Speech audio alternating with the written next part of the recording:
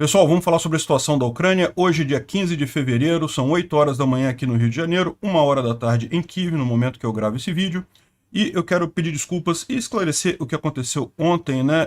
Vocês viram, eu não pude fazer o vídeo regular ontem, porque eu estava sem luz aqui em casa. A luz caiu por volta das 8 e pouca da manhã, no meio da minha gravação do vídeo, quando eu estava quase terminando o vídeo, e só voltou às 9 horas da noite.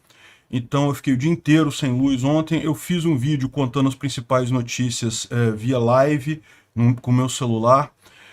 O problema não foi a Light, não foi a concessionária aqui do Rio, o problema foi no meu prédio. Eles decidiram fazer uma manutenção emergencial no quadro de luz do prédio e daí precisaram fazer esse escarcéu todo.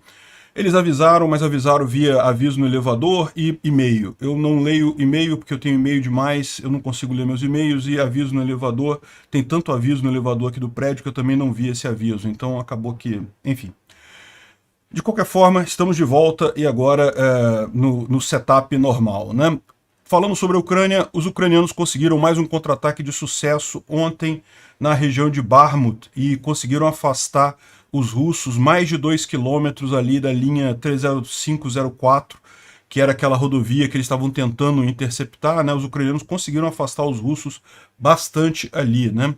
Os oficiais da OTAN lá em Ramstein têm falado que acham que a Ucrânia está errando ao insistir tanto em manter Bakhmut, né? Bakhmut, a gente já explicou aqui várias vezes, não é uma cidade estratégica. A Ucrânia poderia abrir mão dela, sair de lá e não usar tropas para esse tipo de contra-ataque. Porém, a Ucrânia alega que com esse tipo de situação que tem lá, eles têm tido muito poucas baixas e conseguem fazer muitas baixas no inimigo, tanto em termos de pessoal quanto em termos de equipamento. E com isso é melhor manter Bakhmut, não pela importância da cidade em si, mas justamente porque conseguem matar muitos russos e danificar muito equipamento russo, né? Daí a insistência. Vuhledar e outras cidades do fronte de batalha tiveram sim também tentativas de avanço russo, mas não houve nenhuma mudança significativa de ontem para hoje. E a briga entre o exército russo e o Prigozhin parece que está elevando de patamar, né? Está ficando uma coisa cada vez mais aberta. E chegou a ponto dele ameaçar tirar as tropas do grupo Wagner da Ucrânia. Será que ele faria isso? Eu já falei para vocês, do jeito que essa briga está grande, daqui a pouco vai estar o Prigozhin brigando contra o exército russo. Vai ser divertido de ver. E os navios russos foram para o mar com ogivas nucleares pela primeira vez desde a Guerra Fria. Na época da Guerra Fria era normal isso, sempre os navios da União Soviética andavam com ogivas nucleares. A Rússia parou com isso porque é um procedimento caro, e como não pretendem mesmo usar bombas nucleares, não estavam usando isso daí, né? Por que fizeram agora? Ora, o motivo é simples. O Putin, sempre que está perdendo, ele tenta usar essa ameaça nuclear como uma forma de dissuasão, né? Mas a gente sabe que é o típico cão que ladra, mas não morde, né? A chance dele realmente usar bombas nucleares de qualquer tipo é muito pequena. Vamos falar sobre esses e outros assuntos em detalhes. Essas notícias foram sugeridas por Sunguinha Descentralizada e Distribuída, Peter, o Thor Gordo, Deus do Litrão, e várias outras pessoas. Obrigado aí ao pessoal que sugeriu a notícia. Obrigado a você que está assistindo o nosso vídeo. Se você gosta do nosso conteúdo, por favor, deixe o seu like e se inscreva aqui no canal, né?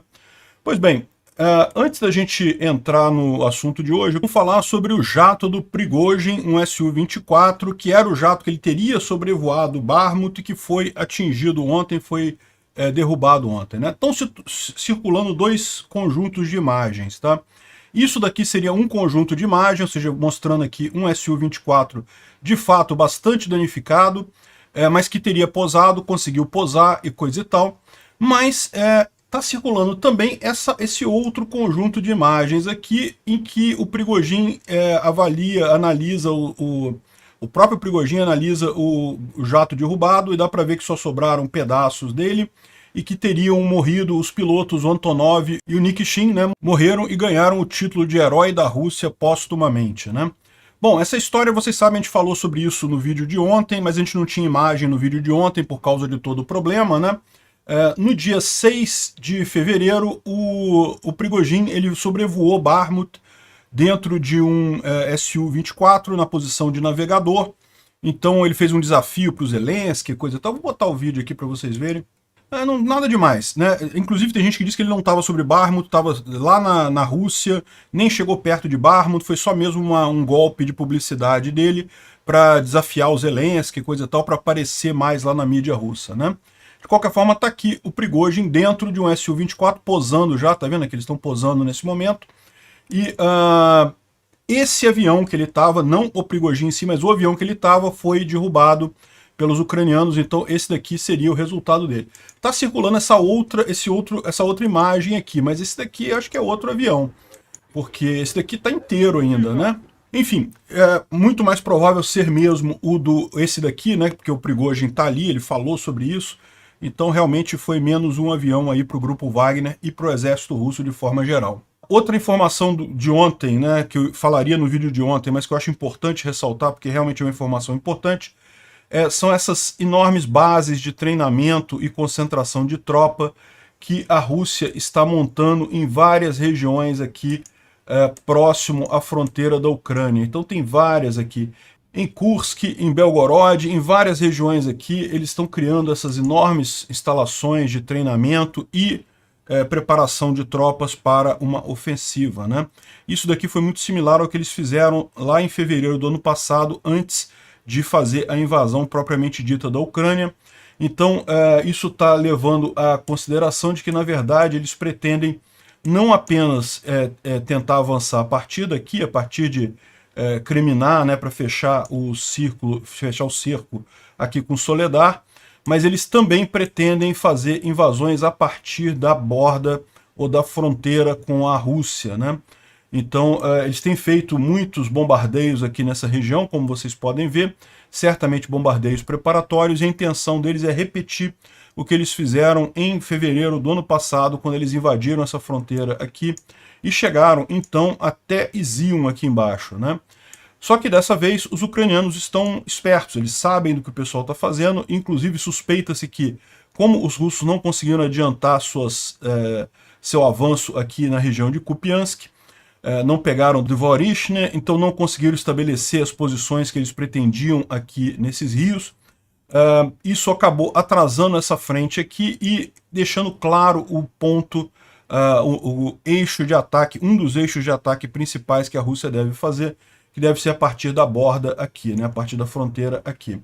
E os ucranianos com isso estão fazendo já o planejamento deles, devidamente especificado. Quem falou sobre isso foi justamente o Reporting from Ukraine, no vídeo dele de 13 de fevereiro, de 2 dias atrás, em que ele explicou que o rio Oskil, que é esse rio aqui, né, e o rio Sivierdonets, que é esse outro rio aqui, eles formam na região uma espécie de funil aqui, tá vendo? Não tem... São rios grandes esses, tá? Tanto o Oskil aqui quanto o Sivierdonets são rios grandes. Então, não é que seja impossível cruzar com uma ponte temporária, um pontão temporário, mas é mais difícil. Se os russos pretendem fazer isso num blitzkrieg, né, num ataque surpresa, eles não conseguiriam fazer isso rapidamente. E daí os ucranianos planejam justamente a estratégia do funil, como eles vão ter que passar por essa parte aqui, que é a única parte que não tem rio. Os ucranianos conseguem anular a quantidade de tropas russas que tem aqui. Os russos têm lá, sei lá, 200 mil soldados para avançar aqui, mas como eles têm que passar por uma área pequena, isso acaba sendo anulado, essa vantagem numérica, né? Isso é a estratégia de guerra que vem desde lá das Termópilas, né, na Grécia Antiga e coisa e tal. Enfim, só essa informação sobre essa estratégia russa que a gente pode ver acontecer nos próximos dias aí, né? Bom, outra coisa que preocupou muita gente é que a Moldova temporariamente fechou o espaço aéreo no país, né? Muita gente estava preocupada porque havia também rumores de que os russos estariam tentando um golpe de Estado na Moldova e de repente ela fecha o espaço aéreo, coisa e tal. Mas a informação que a gente tem é que, na verdade, foi um drone que foi visto sobre o céu e daí eles fecharam o espaço aéreo. Eles fecharam o espaço aéreo antes do meio-dia e depois reabriram às 2h47, então ficou um pouco mais de 3 horas fechado o espaço aéreo da Moldova, mas já reabriu o espaço aéreo por lá, né? E, bom, o fato de eles estarem dizendo que foi por conta de um drone não quer dizer que, né, pode ser que eles estejam falando isso justamente porque eles conseguiram conter a eventual tentativa de golpe que havia lá, não dá para saber, né? De qualquer forma, não teve nada demais com esse fechamento da fronteira. Bom, ontem, vocês sabem, foi Dia dos Namorados em um monte de países aí do mundo. Aqui no Brasil, o Dia dos Namorados é em outra data, lá em 12 de junho, não é isso? Mas 14 de fevereiro é o Dia dos Namorados, na maior parte do mundo, na verdade. E daí os ucranianos explodiram um TOS-1 ali próximo de Vuhledar, de presente para aquecer o coraçãozinho dos russos, né? Destruiu o TOS deles. O TOS é um lançador de foguetes termobáricos, é uma arma que causa muito dano, mas como explica o Tendar aqui, embora seja uma arma efetiva e coisa e tal, o alcance dela é pequeno, então ela precisa ser montada perto da linha de frente, ela demora tempo para ser carregada e o preço do veículo é muito alto. Então por isso que ela é considerada uma falha, ou seja, muitos militares veem essa arma como uma falha porque no final das contas é difícil você usar ela numa situação real devido ao baixo alcance dela, né? Então ela estava próxima a Vuhledar, estava sendo usada para atingir Vuhledar, mas foi atingida e destruída ontem. Ficou uma bonita aqui, uma explosão bonita. Eu não posso mostrar o vídeo porque o YouTube não gosta desse tipo de coisa, mas dá para ver que deu uma explosão bacana aqui desse lançador de foguetes, né? Bom, as notícias positivas vieram de Bakhmut, né? Como a gente estava falando, Bakhmut, outro dia os ucranianos conseguiram avançar aqui na região residencial a nordeste aqui da cidade, né? Essa região ela estava tomada pelos russos, os ucranianos conseguiram limpar ela completamente, então foi um primeiro contra-ataque localizado aqui e parece que agora também, esse mapa aqui não foi atualizado ainda, de ontem para hoje os ucranianos conseguiram repelir os russos aqui para mais de 2 quilômetros, ou seja, eles estão bem mais aqui embaixo agora, em relação a essa estrada aqui, que nesse mapa aqui ela está chamada de H32 ou N32, né, que seria em cirílico, mas na verdade o nome dela é T0504, e essa estrada ela é uma estrada importante porque é uma das principais que podem ser usadas para abastecer Bakhmut a partir de Konstantinivka, que é essa outra cidade maior aqui próxima, né? Então, Konstantinivka está aqui, essa estrada vai direto aqui para Bakhmut, é uma estrada muito grande, e permite esse abastecimento da cidade, e os russos estavam perto de tomar essa cidade. Agora, com esse contra-ataque ucraniano, eles foram repelidos aqui mais para trás, aqui na região, né? Alguns, como o Andriy Perpetua, falam em 2 quilômetros da estrada, outros aqui, como o Noel, fala 3 quilômetros da estrada da T0504. Então, pode ser que, a gente não sabe ainda com certeza, mas certamente houve algum avanço ali, né? E no norte, as tropas russas também foram afastadas da M03, ou seja, tem agora um buffer maior e Paraskovivka ainda está em luta, né? Aqui no norte, a M03 é essa estrada aqui e, embora ela não tenha sido interrompida em momento algum, ela também é uma fonte importante de abastecimento a partir daqui de Sloviansk, né? E, embora ela não tenha sido interrompida pelos russos, os russos estavam chegando cada vez mais perto aqui. Segundo ele está dizendo, o pessoal conseguiu afastar os russos aqui também abriu uma margem aqui nessa região, né? E ontem também, no vídeo de ontem, a gente falou que Paraskovivka, que é essa cidade aqui, os russos estavam alegando que ela já havia sido cercada, né? Ou seja, teria 1.500 ucranianos aqui dentro, e os russos teriam cercado eles, teriam que se render, ou então fazer algum acordo, coisa e tal. Mas a gente falou isso ontem, não está cercada. E mesmo Krasnohoran tem oficiais ucranianos dizendo que eles ainda não abandonaram a cidade, que aqui ainda é zona de guerra, ainda está sendo lutada Krasnohoran. Eu não sei, Krasnohoran me parece um caso perdido, já está bem mais para trás aqui nesse esquema, né? E está para lá do rio Bakhmutska. Então é mais difícil, mas de qualquer forma Paraskovivka certamente ainda está nas mãos dos ucranianos, né? Enfim, repara como é que começou realmente a ter uns contra-ataques ucranianos aqui com um pouco mais de efetividade. A gente falou um tempo atrás que chegaram reforços em Bakhmut e desde então eles têm conseguido fazer alguns contra-ataques localizados e avançar, né?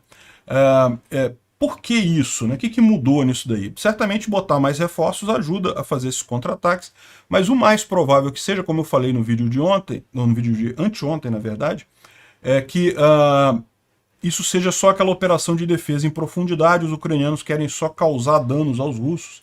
Eles não estão tão preocupados assim em manter Bakhmut, né? Lógico, é sempre triste perder uma cidade, mas não é uma cidade estratégica, então a ideia é realmente causar danos aos russos e ficar fazendo esse ataque, esses contra-ataques pontuais, você acaba fazendo exatamente isso, né? Além do que, tem uma novidade na região ali, que os ucranianos estão usando agora concertina, aquela arame farpado, né? Uma espécie moderna de arame farpado, vamos colocar assim. Embora seja algo bastante primitivo, isso tem aos montes por aí, é bastante efetivo sim, né, na frente de batalha, e essa concertina, como vocês sabem, ela é mais efetiva do que o arame farpado propriamente dito, porque ela corta realmente, né? Então pode ser uma ajuda para os ucranianos ali na região de Bakhmut para evitar avanços russos, né? O pessoal está comentando aqui embaixo que o ideal, na verdade, seria o uso de 3 rolos assim, ó, tá vendo? Ao invés de você fazer um rolo só, você faz 3 rolos assim, em formato de triângulo, né? Isso seria o mais efetivo, é o mais recomendado, mas se você tiver uma, já é melhor do que não ter nenhuma. Isso aqui já dá trabalho para a infantaria, porque, veja, isso daqui é justamente uma arma efetiva contra o que é a técnica de onda humana dos russos, né? Porque os russos estão avançando com tropa. E com tropa, isso daqui é um problema para a tropa passar por isso daí, né? A chance de você se cortar, de você se ferir, para você conseguir atravessar isso daí é complicado. Isso daí não é efetivo para tanque. O tanque passa por cima, nem sente, mas para a tropa pode ser justamente a arma necessária ali em Bakhmut, né? Bom, vamos dar uma olhada num update aqui da linha de frente como um todo. Ele começa lá próximo de Kupiansk, falando que teve várias cidades aqui que tentaram avançar, mas não conseguiram. Aqui foi em Grianivka. Grianivka, essa cidade aqui, aqui no mapa talvez seja melhor de ver aqui. Aqui, ó. Grianivka é essa cidade aqui. Está em poder dos ucranianos, os russos tentaram avançar, não conseguiram. Segundo o DEFMON, a Brigada de Rifle Motorizado, a 138ª Brigada de Rifles Motorizados, está tentando afastar o exército ucraniano para a margem direita ou margem oeste aqui do rio Oskil, né? O rio Oskil é esse grande rio que tem aqui e é o objetivo dessa contraofensiva russa, né? Então eles querem jogar os ucranianos todos para o lado de cá, porque como a gente viu, na verdade, a estratégia deles é vir e entrar por aqui, né? Pela fronteira aqui com a Rússia. E se tiver tropas da Ucrânia aqui na margem de cá do Oskil, isso pode gerar um problema, porque os russos vão estar passando aqui, isso permitiria um ataque de flanco aqui nessa região, né? Então o que eles querem fazer antes desse primeiro vetor, desse vetor principal aqui de avanço, é justamente tirar os ucranianos todos daqui. Mas não conseguiram, tentaram avançar, não conseguiram mais uma vez. Agora, segundo ele diz aqui também, tem reportes da divisão, da 2ª divisão de guardas de rifles motorizados que estão chegando também nessa área, ou seja, deve se reforçar essa tentativa ali, né? Aqui, incriminar também, os russos tentaram avançar mais um tanto e não conseguiram, foram repelidos aqui em várias posições, desde Nevsk aqui. O objetivo aqui é o mesmo, né? Chegar até o rio Zerebets. Esse aqui não é o rio Oskil, tá? O rio Oskil é esse que está aqui mais atrás, ó. Repara como é que aqui em cima os russos estão bem próximos do rio Oskil. Aí o rio Oskil vem para cá e aqui embaixo, em Kriminá, já é o contrário. Os ucranianos estão bem para leste aqui do rio Oskil. Tem 2 rios aqui nesse meio do caminho. O Zerebets, que é esse rio aqui que seria o primeiro passo para os russos chegarem. E tem um outro rio. Essa é a situação aqui. Aqui eles querem chegar pelo menos em Zarishnya, aqui nessa região, na tentativa de tomar Lima, né? É lógico, os russos pretendem fazer isso. Se eles vão conseguir, a gente não sabe. Eu acredito que não consigam. Mas é a expectativa deles. Eles estão avançando aqui, tem um monte de unidades aqui nessa região, mas até aqui não conseguiram avançar de forma significativa. Ele está mostrando aqui alguns blindados russos aqui atacando, que já estão numa direção mais a oeste do que a gente previu, né? do que ele tinha previsto. Então ele está colocando aqui no mapa, né? Aqui é o mapa de Kriminá, e esse tanque está bem aqui embaixo, ou seja, eles estão avançando nessa área de floresta toda aqui também, né? Que eles iriam avançar alguma coisa, a gente sabe que eles iriam avançar alguma coisa, né? Como eu falei, os russos botaram uma quantidade enorme de tropas ali, que eles conseguiriam alguma coisa nessa ofensiva deles, eles conseguiriam. Mas se ficar até aqui, eles estão conseguindo muito pouco.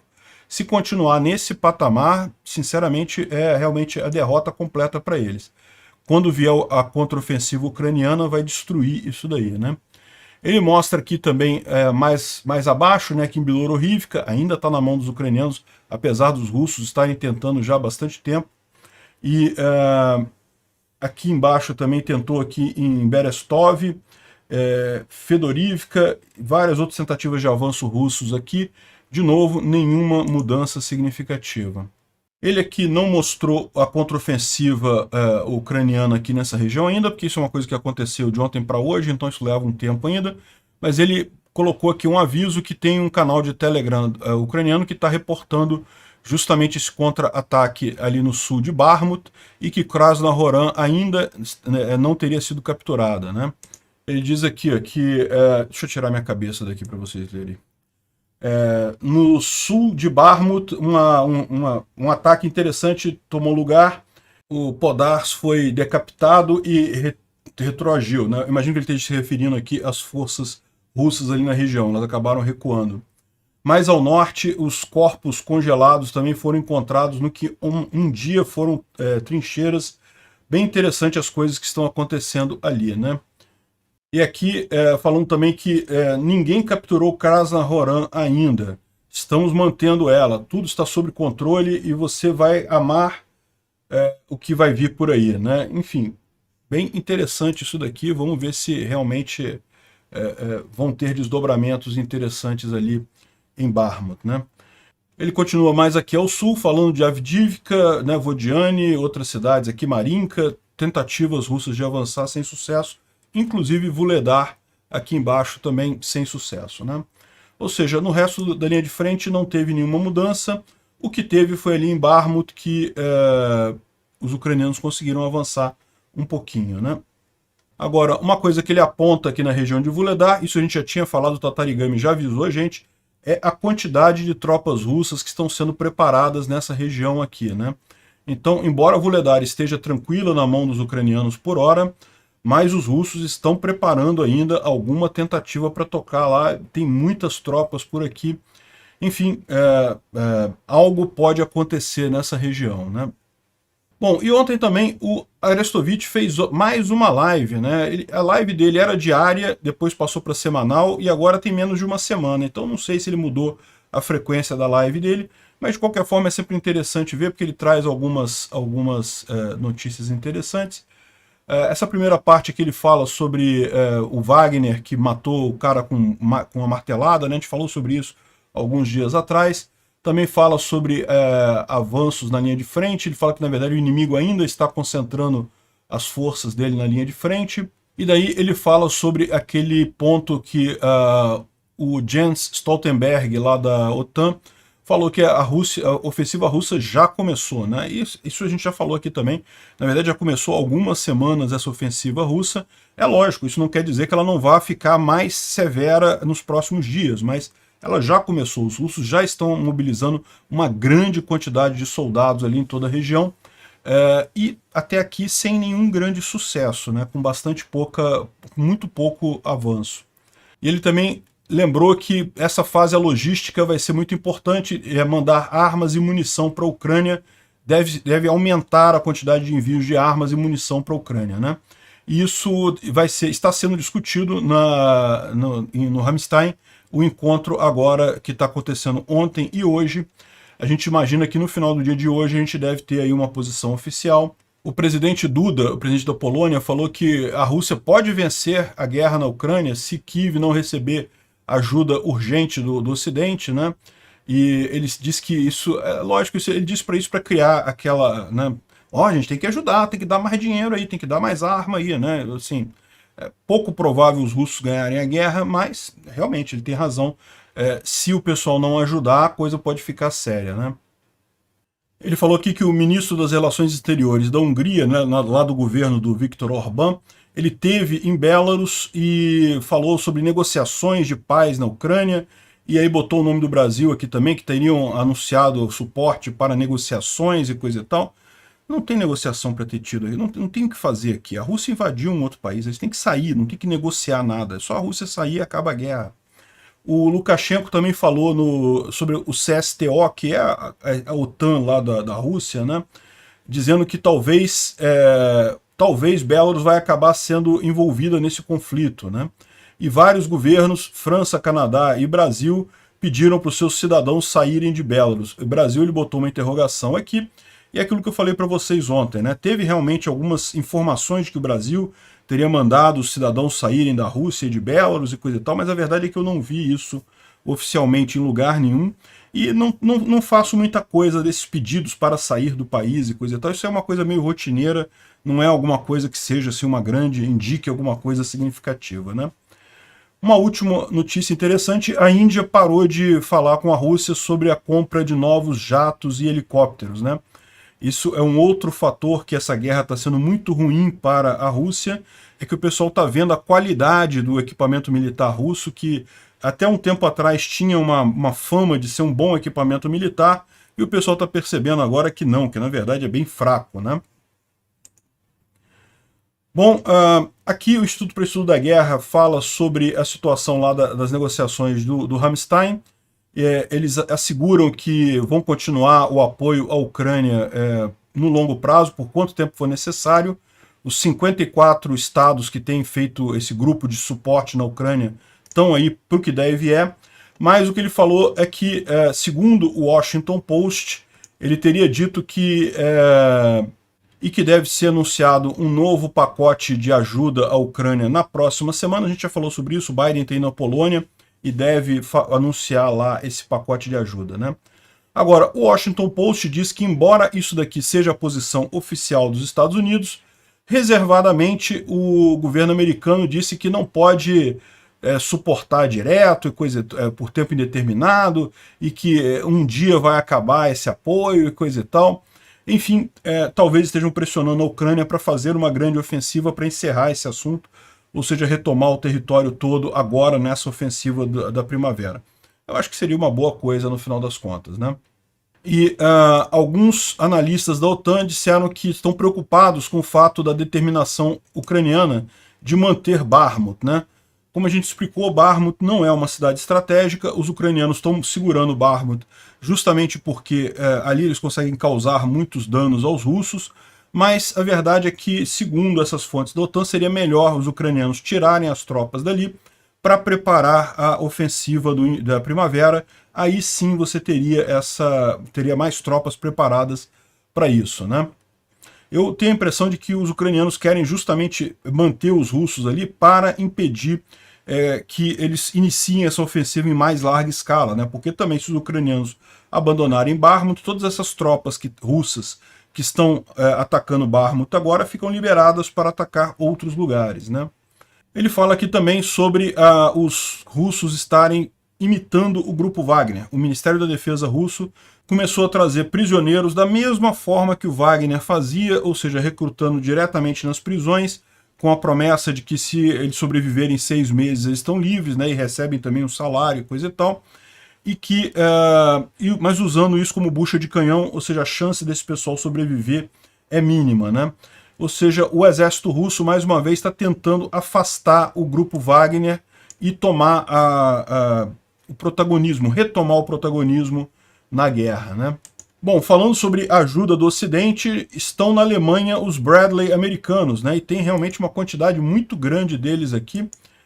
Os Bradley, lembra, não são tanques, são veículos de infantaria, né? Veículos armados de apoio à infantaria, mas ainda assim são veículos muito bons. São veículos que vão fazer uma diferença significativa na linha de frente lá, porque os russos não têm nada nem similar, né? O BMP, que seria o equivalente russo disso daí, está muito atrasado em termos de tecnologia. Ou seja, isso já deve estar chegando muito em breve na linha de frente lá na Ucrânia. Tem várias fotos deles aqui, né? Uma outra coisa interessante foi uma entrevista com a 45ª Brigada de Artilharia Ucraniana, em que ela falou que o pessoal falou que, olha só, nessa brigada específica, né, uma das que está atuando na linha de frente, os equipamentos agora são 50-50, ou seja, 50 da OTAN, né, eles botaram a bandeira americana aqui, mas querem dizer do Ocidente, né, e 50% soviética, né. A Ucrânia era um país da antiga União Soviética, então ele tem muito equipamento militar soviético ainda, e até aqui o grosso da guerra, embora já tivesse muito equipamento americano, HIMARS e coisa e tal, 777, Caesars, um monte de equipamentos do Ocidente já estivessem na Ucrânia, o grosso, em termos de número, ainda era equipamento soviético. Nesse momento, segundo ele está dizendo, ele está falando da própria brigada dele, isso não necessariamente se reflete em todas as brigadas de artilharia ucranianas, mas na brigada dele já está 50-50, né? E eles têm usado cada vez mais a munição da OTAN. Por quê? A capacidade de produção da OTAN de munição é maior do que a capacidade soviética. Existem poucas fábricas que restaram no mundo para produzir munição no padrão soviético. A Ucrânia está reativando algumas dessas fábricas, a República Tcheca tem algumas também, a Bulgária tem muitas dessas fábricas, mas não tem como comparar isso com os Estados Unidos, a Alemanha, a Europa inteira produzindo esse tipo de coisa. É verdade que a munição do Ocidente também não está em grandes quantidades, porque estávamos em tempos de paz até aqui, né? Mas o fato é que eles já reativaram essas linhas de produção e muito em breve isso deve estar chegando com bastante força lá na linha de frente, né? E agora também, ele está dizendo que lá em Bakhmut a artilharia está 1 para 1, ou seja, que os russos não têm mais dominação de artilharia em relação aos ucranianos. Os ucranianos já estão equiparados aos russos ali em termos de artilharia, o que é muito ruim. O exército russo sempre usou muita artilharia nas campanhas dele, né? Esse aqui é o general que deu a entrevista, né? A entrevista é bem interessante, eu não vou entrar em mais detalhe aqui, porque justamente é longa, né? Tem muita coisa, mas vale a pena dar uma lida. Bom, a informação que saiu é que os russos, pela primeira vez, colocaram navios no mar com ogivas nucleares, né? Isso era uma coisa comum na época da Guerra Fria, a Rússia tinha vários navios com ogivas nucleares andando por aí, mas depois da Guerra Fria, uma vez que não havia mais uma visão de uma guerra imediata, isso parou de acontecer. No entanto, parece que agora os russos botaram de novo ogivas nucleares nos navios. Isso quer dizer que é porque eles pretendem usar ogivas nucleares? Não, eu já expliquei para vocês, não é. O Putin está fazendo essa brincadeira de fazer essas pequenas...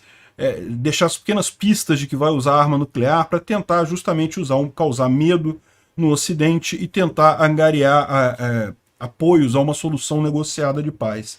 A gente viu isso acontecer já inúmeras vezes, né? Primeiro com declarações, depois aquele famoso trem nuclear, você lembra? Não, que o trem nuclear andou na Rússia e coisa e tal, e foi do lugar A para o lugar B e coisa e tal. Sim, é o Putin fazendo isso exatamente para causar esse medo, o pessoal falando, ai meu Deus, agora vai vir a guerra nuclear e coisa e tal. Não, não vai, ele não vai usar armas nucleares, porque ele sabe que se ele usar armas nucleares, acaba a Rússia, não vai ter nada depois da Rússia, né?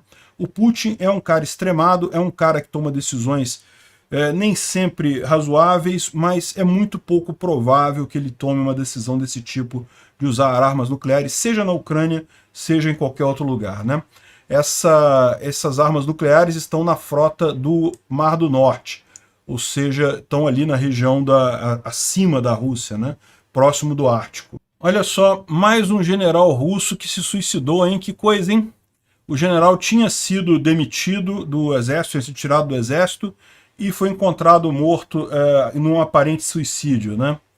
É aquele negócio, pode ser, a polícia disse que é um suicídio, mas é aquele negócio, né? A gente sempre fica com receio, porque na Rússia é tanto suicídio que acontece, meu amigo, e a gente sabe que lá é um estado mafioso, né? Todo estado é mafioso, todo governo é uma máfia, se você parar para pensar. É igualzinho, não tem distinção nenhuma. Mas a Rússia é uma máfia particularmente violenta, né? Então para usar esses métodos mafiosos assim pouco custa. Outra coisa curiosa foi um outro general que foi morto. A gente falou que esse general aqui, né, o Leonov Dmitry Alexandrovich, ele foi morto agora no dia 4 ou 5 de fevereiro, alguns dias atrás. A gente deu essa notícia aqui, na verdade, no dia que ele morreu um outro general também, então 2 generais tinham morrido nesse dia, coisa e tal. E agora a informação que a gente tem é a seguinte, é que na verdade quem matou esse general foram os comandados deles. Foi o pessoal da tropa deles ali que se amutinou e matou o general há 5 dias atrás, né? É realmente uma situação preocupante. É lógico que eles estavam criticando porque o general parece que queria mulheres e banheira para fazer qualquer coisa, enquanto os soldados eram mandados para a linha de frente para morrer e coisa e tal. E aparentemente os soldados chegou num ponto que eles não gostaram mais disso e resolveram agir. Os outros deviam fazer esse tipo de coisa também, rapidinho essa guerra terminava. Bom, e a outra coisa interessante é a briga entre o Kremlin, né, o exército russo oficial, digamos assim, e o grupo Wagner, né? O grupo Wagner é a única força ali na Ucrânia que está conseguindo algum avanço ali na região de Bakhmut e tem usado isso com muita propaganda. Então está ficando incômodo para o Putin e para o próprio exército russo a popularidade que o Prigozhin está ganhando lá na Rússia, né? Não só por estar conseguindo avançar, como por aparecer na frente de batalha. Isso é uma coisa que dá uma visão maior, né? O Zelensky, por exemplo, faz isso direto também. Volta e meia ele está lá na frente de batalha. Isso dá realmente uma visão de quem está comprometido com a coisa, né? O Putin não. O Putin, o mais perto que ele apareceu foi em Rostov-on-Don, que é bem longe da linha de frente, lá na Rússia. Enfim, o Prigozhin está incomodando. O que os russos estão fazendo? O próprio exército russo está começando a adotar as táticas do Wagner, estão criando outros exércitos privados ali também, né? A gente já falou sobre isso. Vários exércitos privados foram criados lá na Rússia para meio que ofuscar o Wagner, mas até aqui são muito incipientes, o exército do Wagner já é mais conhecido. E a gente tinha falado isso alguns dias atrás e agora saiu a nota oficial em que o Kremlin fala para não mencionar o grupo Wagner e o Prigozhin quando estiver falando sobre as operações de combate na Ucrânia. Então, ou seja, não se deve citar nenhum comunicado do Prigozhin referente à guerra. Ou seja, isso aqui é um comunicado que eles mandaram para as redes de televisão russas e para alguns influenciadores russos. Então, né? Então eles estão colocando aqui nesses outlets de mídia, né? Esses provedores de conteúdo, que é para esquecer que o Prigozhin existe, que o Wagner existe nessa guerra, mais uma parte da briga aí entre o exército russo e o Prigozhin, né? E o Prigozhin falou que, olha só, que ele acha que vai ser impossível para os russos, né, tomarem Bakhmut no futuro próximo. Isso ele falou depois de Putin ter banido o Prigozhin e o Wagner de serem mencionados pela mídia, né? Ou seja, nesse ponto o Prigozhin diz que está pronto para tirar os grupos do Wagner lá da frente de Bakhmut, né? Ou seja, pode ser que esses avanços recentes ucranianos também sejam um fator disso daí, né? O próprio Prigozhin não está querendo mais avançar tanto em Bakhmut, porque, poxa, ele avança e o exército russo quer ficar com a fama, então não vou avançar também. Vai ser curioso ver isso daí. Daqui a pouco vai estar o grupo do Wagner brigando contra o exército russo, vai ser muito divertido. Isso aqui é uma outra notícia de ontem também, que eu estou trazendo novamente aqui, é um engenheiro de bombardeio militar russo pediu asilo aos Estados Unidos, oferecendo segredos militares, né? Então, ele passou na fronteira do México, tá? Ele foi para o México de alguma forma, ninguém sabe como, chegou na fronteira dos Estados Unidos e solicitou asilo, oferecendo segredos militares de jatos russos, né? Pode ser uma coisa interessante. O Putin voltou a andar no trem blindado que ele tem, né? Ele tem um trem blindado lá na Rússia, que você olha por fora, assim, ele é igualzinho a um trem de passageiros normais lá da Supervia dos russos lá. Mas aqui na Supervia, para quem não sabe, quem não for do Rio de Janeiro não vai entender a piada. Supervia é a empresa que opera os trens aqui no Rio de Janeiro e é muito ruim, os trens são muito velhos, muito feios e coisa e tal, enfim. Então ele tem um trem da Supervia russa dele lá, por fora é igualzinho a um trem normal, mas por dentro ele é todo blindado, todo cheio de luxos e coisa e tal. E o Putin tem preferido andar nesse trem ao invés de andar de avião por lá, ou seja, mais um grau da paranoia dele lá na Rússia, né?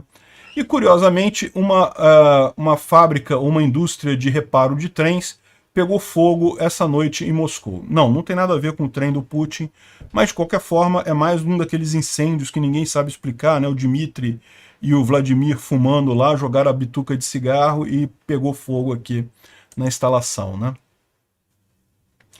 Bom, o general SVR está falando aqui sobre o discurso que o Putin vai fazer no dia 21 de fevereiro, quando ele vai falar lá na Duma russa, né, no Congresso russo lá. E, segundo ele diz aqui, ele fala um monte de coisa e tal, vai ser um discurso muito menos impactante do que muita gente espera, não vai ter nada demais, mas a ideia do discurso é justamente trazer a unidade nacional, dizer que a Rússia está sendo atacada por todos e coisa e tal, e que a ideia é que depois, não no discurso, mas logo em seguida, seja anunciada a mobilização. Ou seja, o discurso, a ideia vai ser justamente colocar a Rússia como sendo atacada por todos os lados, a sobrevivência da Rússia estando em jogo e coisa e tal, que é para dar aquela mensagem e depois vir a convocação para mobilização em massa logo em seguida, né? E eles estão precisando, no mínimo 300 mil russos serão... veja, a mobilização está acontecendo já, tá? Ela está acontecendo de forma oculta, né? Não está acontecendo publicamente. A ideia é fazer a mobilização pública, né? Que sempre é mais efetiva.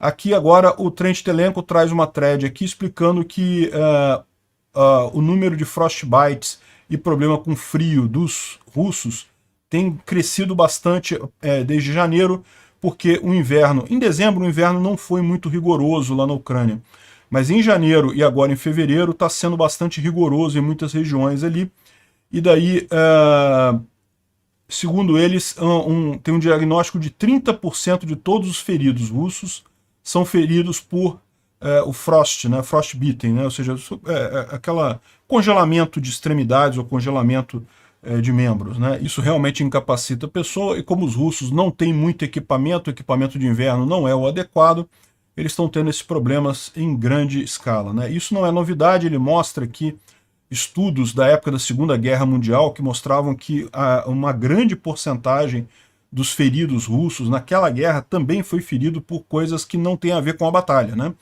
Com ferimentos ou brigas, e inclusive ferimentos de frio nas trincheiras, justamente devido à falta de material apropriado para lutar no inverno pelos próprios russos, né?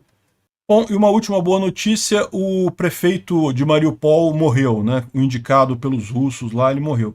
Não sei se vocês lembram, um tempo atrás teve um carro que explodiu lá, a gente não sabia o que aconteceu direito, pode ter sido isso, pode ter sido alguma outra coisa, mas o importante é que ele já foi lá prestar contas, né?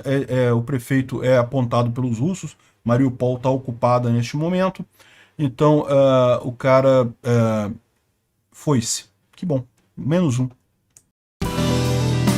Obrigado por assistir o vídeo até o final. Além de curtir, compartilhar e se inscrever no canal, considere se tornar patrocinador com valores a partir de R$ 1,99. Clique no botão Seja Membro abaixo para saber as condições e vantagens de patrocinar o canal. Mais informações sobre o nosso projeto, visite nossos sites indicados na tela.